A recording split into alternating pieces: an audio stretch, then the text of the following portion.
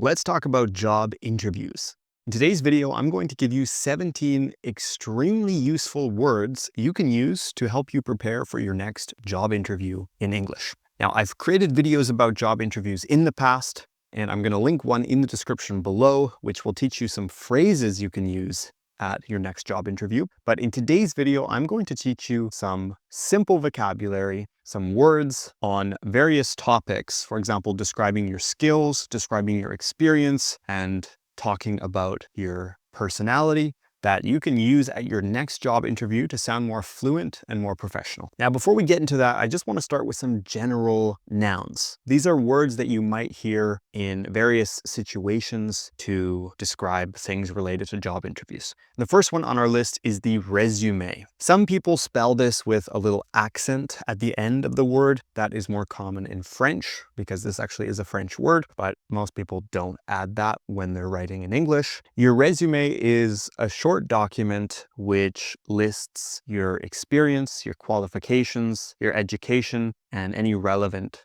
skills. Now, normally these are only 1 to 2 pages long. A resume isn't a full overview of your life. It's not a full overview of everything. For that, you need a CV. CV stands for curriculum vitae, and your CV is like your resume, but it's normally much more comprehensive. It's much longer, and it lists all your experience. Your work experience, your study experience, your skills, your education in much more detail than the resume does. So when you're asked to apply for a job, you might be asked for a resume or for a CV. CVs can be more common in international jobs. You'll probably also be asked to provide a cover letter. A cover letter is basically a letter, or it's a short text that you write explaining why you want the job, why you're a good fit for the job, and why you should be interviewed. So it's basically describing your motivations. It's describing a bit about your work experience, about your past in the industry or in the field. And its goal is to convince the interviewer or the company that you're a good fit. It's to explain your motivations and your reason for applying. We call that a cover letter. The next word we have on our list is the word candidate. Somebody who applies for a job is a candidate.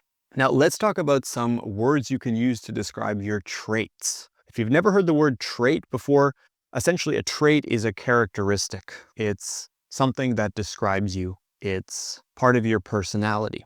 And let's look at the word proficient to start. Proficient is a great word. I love this word. You can use it in so many different situations. When you are proficient at something, it simply means you are good at it. For example, if you are proficient at English, you are good at English.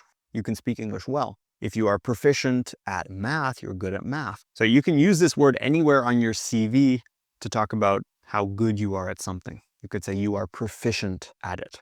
I also really like the word proactive. When you are proactive, you recognize a problem before it happens. You prepare in advance. You solve the problem early before it actually becomes too much of a problem. For example, you could say she was very proactive at work. She was always on the lookout for problems before they arose. She was proactive.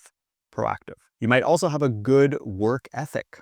If you have a good work ethic, it means you are a hard worker. You are very disciplined. You have a good or strong work ethic.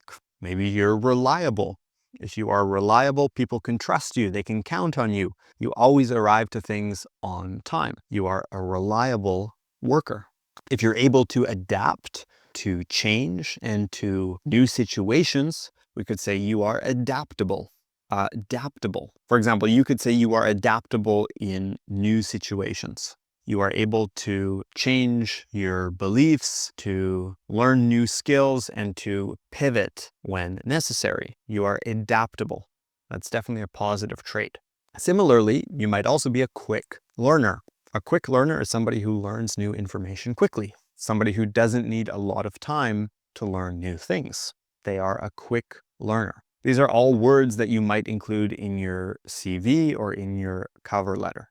Now, we've talked about traits, characteristics, but I want to talk about skills. There are certain skills that look very good on your CV and on your resume. The first one is time management skills. If you have good time management skills, it means you are very good at managing your time. You are very good at organizing your schedule and your agenda. You don't waste time. and you meet deadlines. For example, you could say, I have good time management skills, or I have strong time management skills. You might also have organizational skills. You can organize things well. You have a good sense for logistics. You know how to structure things. You know how to schedule things properly. You are good at organizing things. You have strong organizational skills. Teamwork is your ability to work well with other people. So if you are good at teamwork, if you have strong teamwork skills, it means you are able to cooperate with people. You are able to work together with them to reach a common goal. You work well in a team. You have good teamwork skills. Some people are also analytical. If you are analytical, it means you can look at data, you can look at numbers, and you can draw conclusions very easily from that data or from those numbers. We have a lot of students who are working in finance, for example, at banks or as accountants. And in those industries, it's super important to have good analytical skills, to be analytical.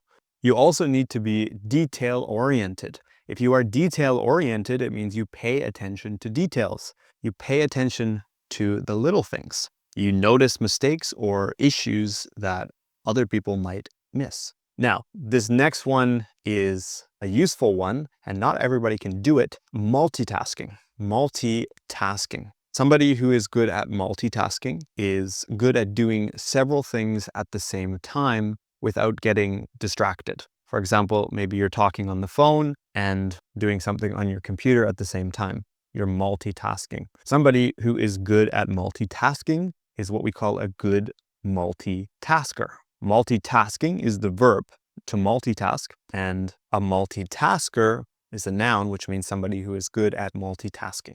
Now, the last one is, again, not something that everybody is good at, but if you are in a more creative industry or an industry that requires this, you could say you are a creative problem solver. You think outside the box to solve problems. You're creative. You're finding new solutions, innovative solutions to problems. We'd call you a creative problem solver. There we have it. 17 words that you can use at your next job interview. I hope you found this video useful. Make sure to let me know in the comments down below if you knew any of these words, if any of these words were new for you, and which words you're going to use at your next interview. These words are all super common. You can use them at an interview. You can use them on your CV or on your resume, or of course you can use them in general discussion. They're very common in English, and they'll help your English sound a lot more professional and fluent. If you want to learn more about how you can start studying with us and how you can improve your English this year, click the link in the description below. We have several programs that I'm very confident will help you, but they are by application only. Don't forget to subscribe to English at the Ready here on YouTube, and leave a like, leave a comment. I'll see you in the next video.